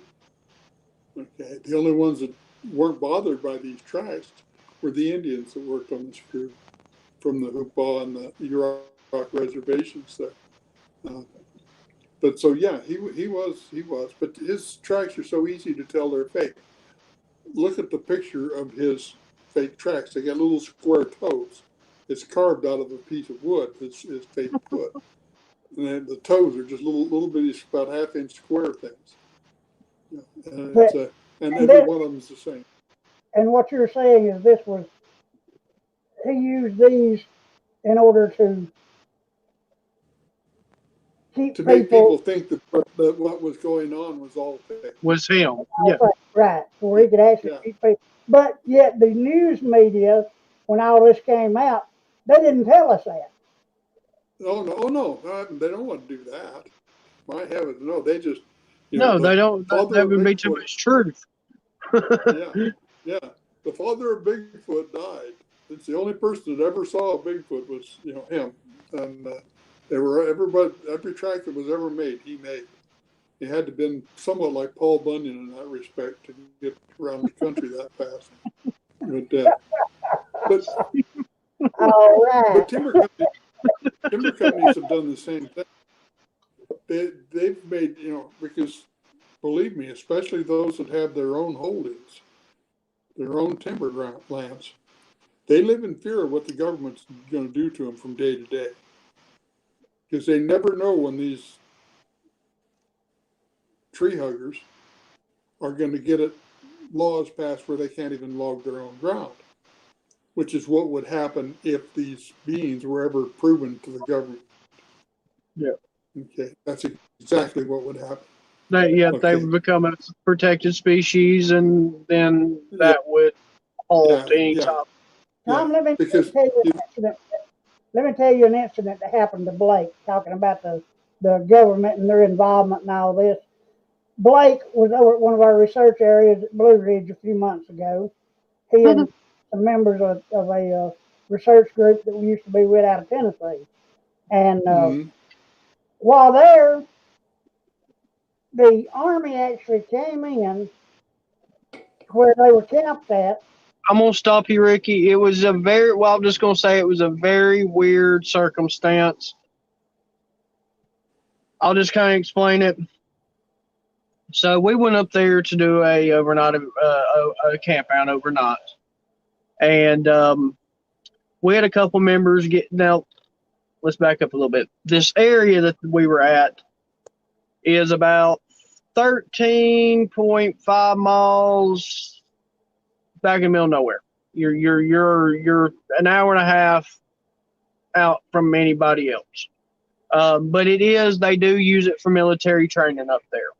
They have fields up there they use. They do what am I looking for? Military exercises. Yeah, just military.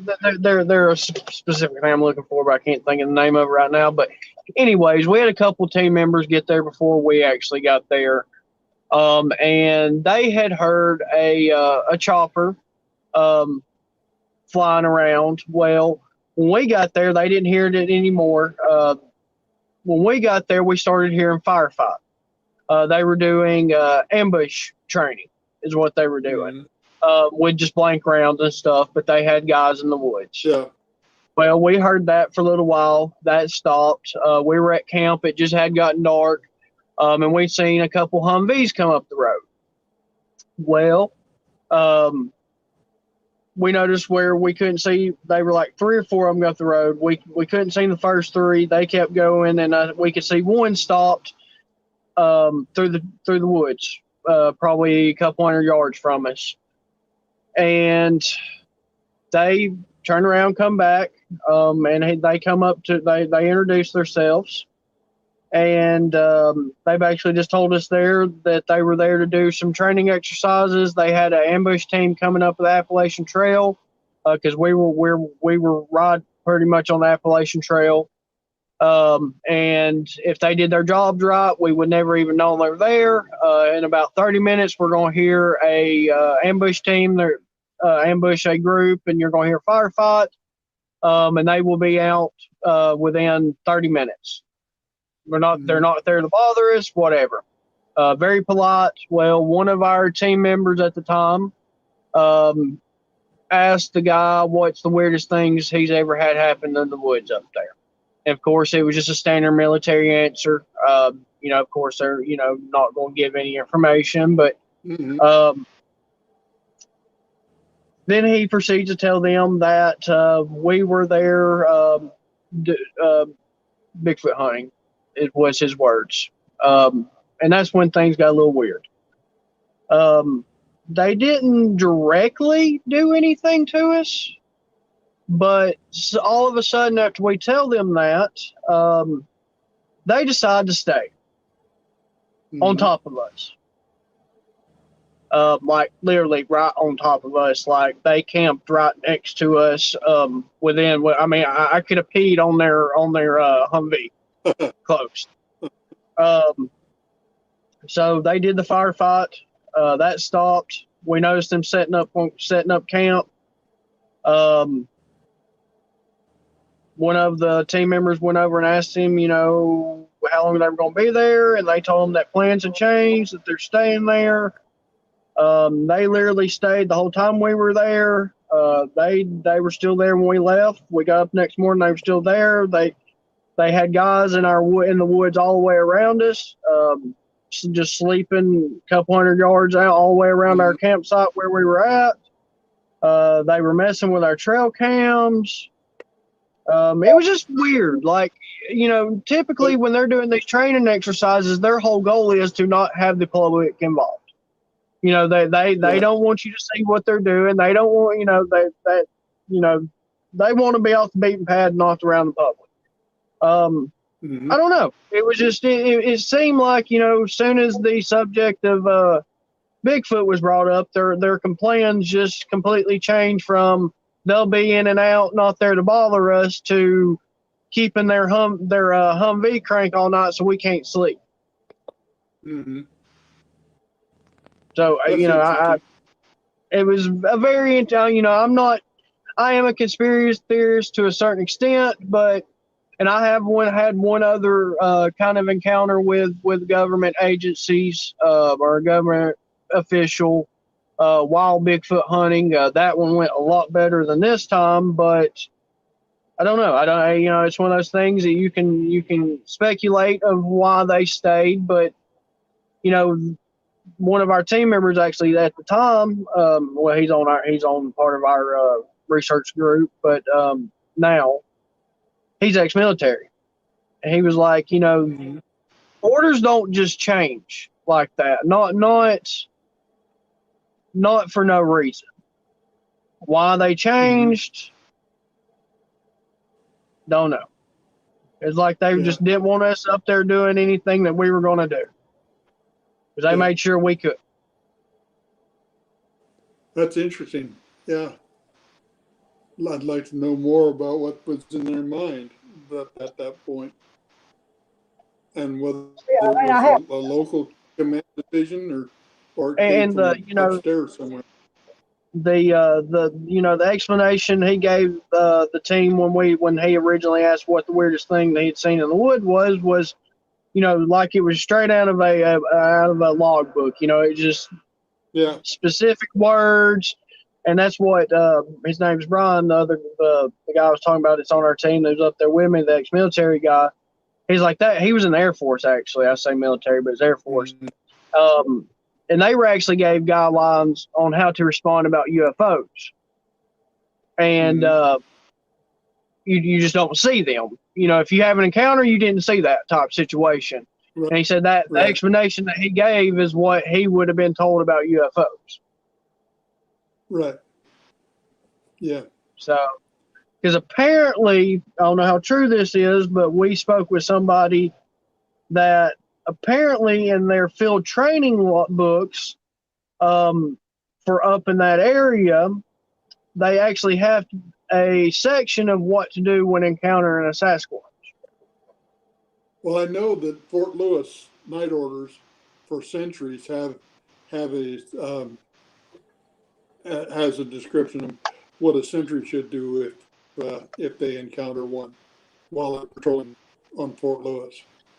And of course, that's the biggest Army base in the Northwest. Well, yeah, but, interesting. Compare that with down in Carrollton area. We were at a place down there and getting ready to put out some recorders at night, and people wanted to know, what they were doing. And we're going to record the night sounds. Well, we get some strange sounds. This is kind of wild out here. And you might not know what they are, and then just on and on. Finally, we're Sasquatch researchers. We know what's out here. Oh, okay. In that case, then they came down to be with us in camp to see what we were learning. And I actually had another encounter with a NSA officer. Weirdly enough, this was a strange encounter. We were down at the location where I actually had my sighting And my dad was with me that night. We actually just went down there to do a little, because where we had all this stuff happen, and I had my sighting is actually located at a rural cemetery, or nearby to a rural cemetery.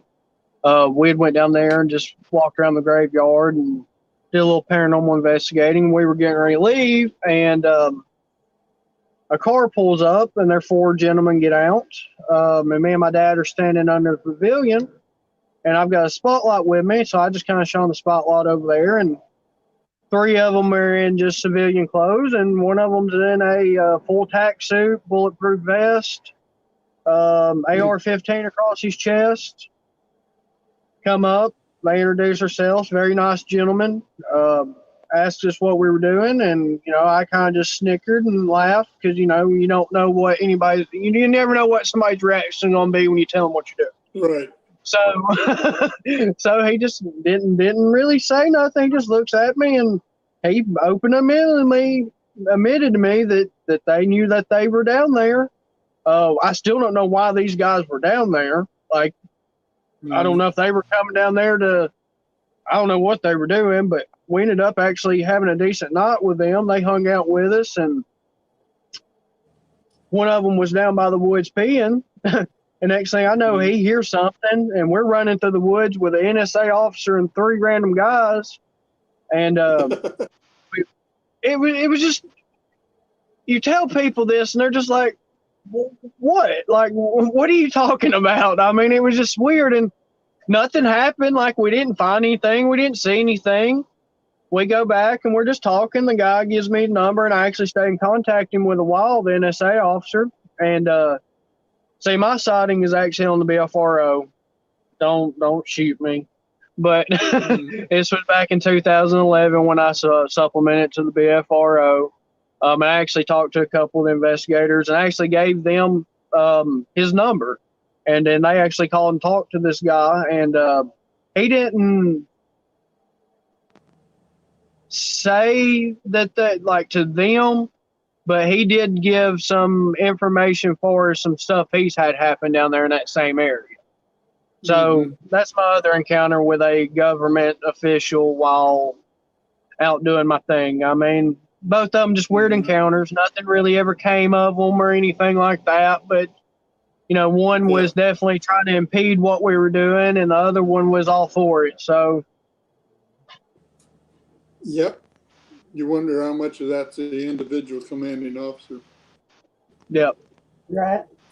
Well, Thom, I want to thank you, sir, for being on with us tonight. I know we went past time, so I'll let you off here.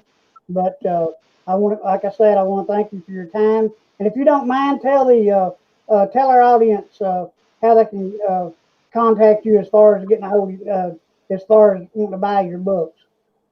Okay, I've got everything's available. All 13 of my books are available on my website. And that's it's a pretty tough name to remember here. It's thomcantrell.com. And that's ALL, not ELL. But I did that. I had a website. It was my first book I published, and I thought that was pretty cool, ghostofrubyridge.com. And that worked well until you had 5 or 6 books, and it started getting a little unwieldy. So I just decided to use my own name, and I can put anything I want up there now.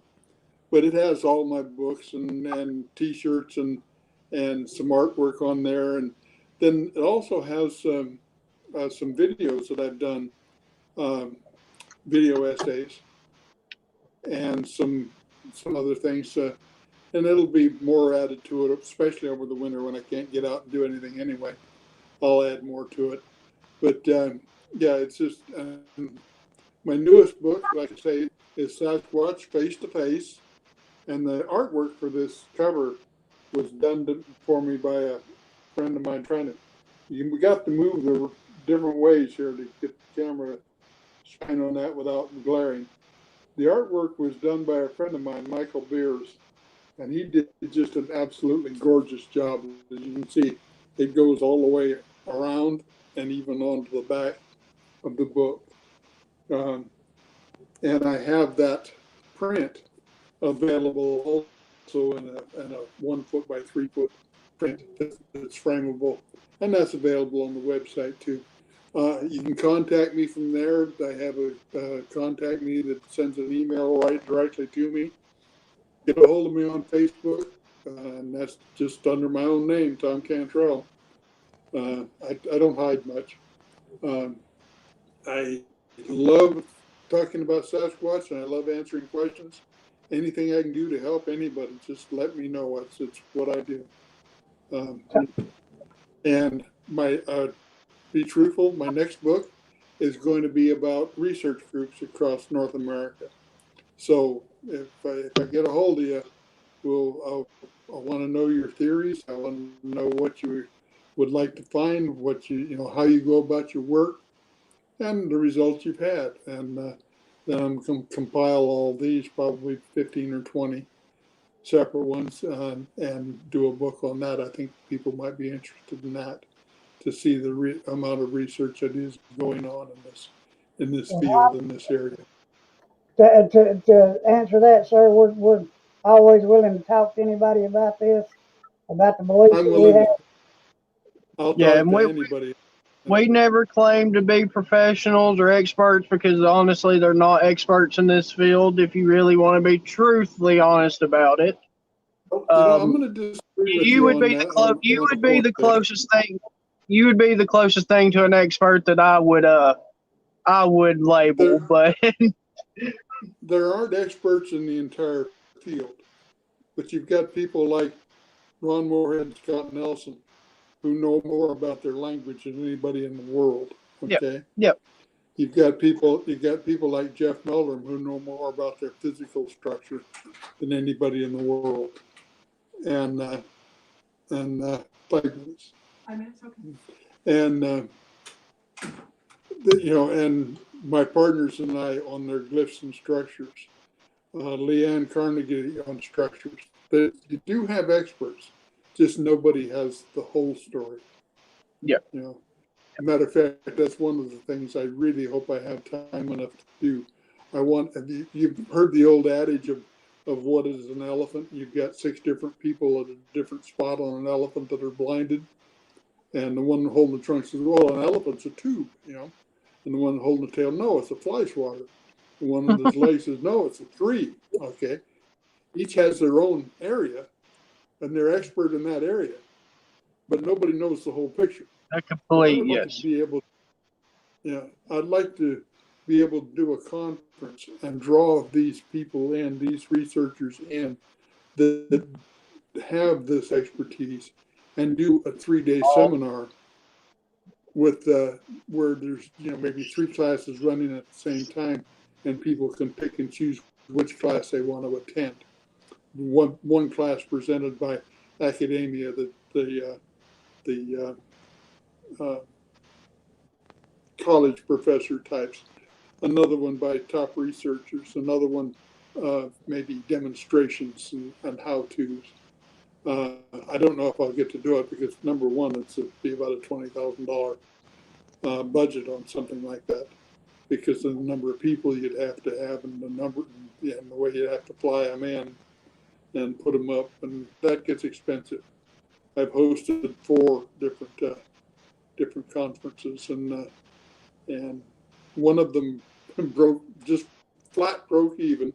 One of them I lost, was a bit in the red, and the other 2 were in the black, but not by very much. And so I know how to do them. It's a lot of work getting them done, a lot of leg work. And right now, unfortunately, I'm not capable of that leg work, but we'll see what time brings. But I'm always available to people.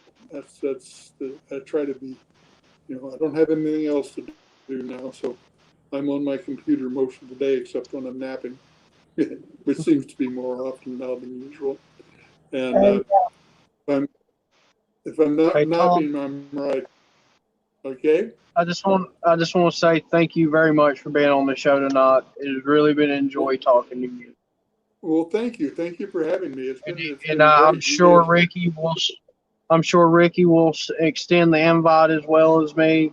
If you ever want to come back on the show to talk, we would be more than happy to have you back on. I'm always up for that. Okay, so just whenever it works out for you, let me know. All right, Tom, we appreciate it, man. Also, from our viewers tonight, they will know how they can get a hold of you on Facebook. It's just under my name, Thom Cantrell. Just get a hold of me. If you want to send a friend request, that's fine. I do have to warn you, you might want to talk to me first before a friend request so I know who you are, because I have found on Facebook that when I get a friend request from somebody that don't have any friends in common with, it's generally some type of a scam being perpetrated. So I just automatically delete those. And but I do readily accept friend requests from people who are genuinely interested in the subject. Okay. All right, sir. We appreciate it, All Tom. right. Good. Thank you for your time, man. And as I said at the first of the show, we welcome you back anytime. And Mr. Thom Cantrell, king of the modern day researcher. Thank you, I thought I was Tom. going to have to wear my crown when you said king of researchers. Hey, you well deserve it. Yes, it is. Yes, Thank you very much. I can listen to you talk all night long, brother. Well, we only scratched the surface. Oh, that's We'll definitely do it again. definitely have you back on All again right. to discuss more Sasquatch. Thank you, sir, and good night. Good night now.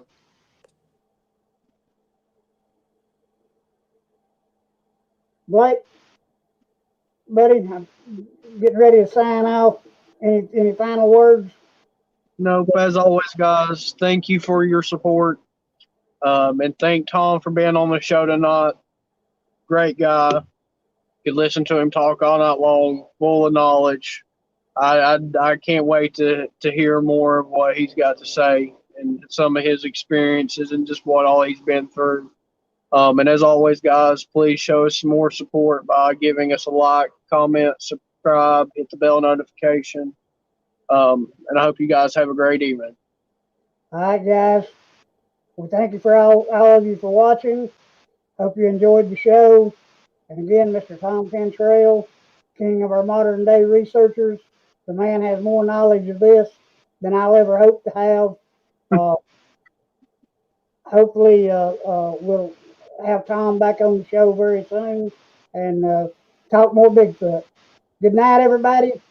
Have a safe one. Good night, guys.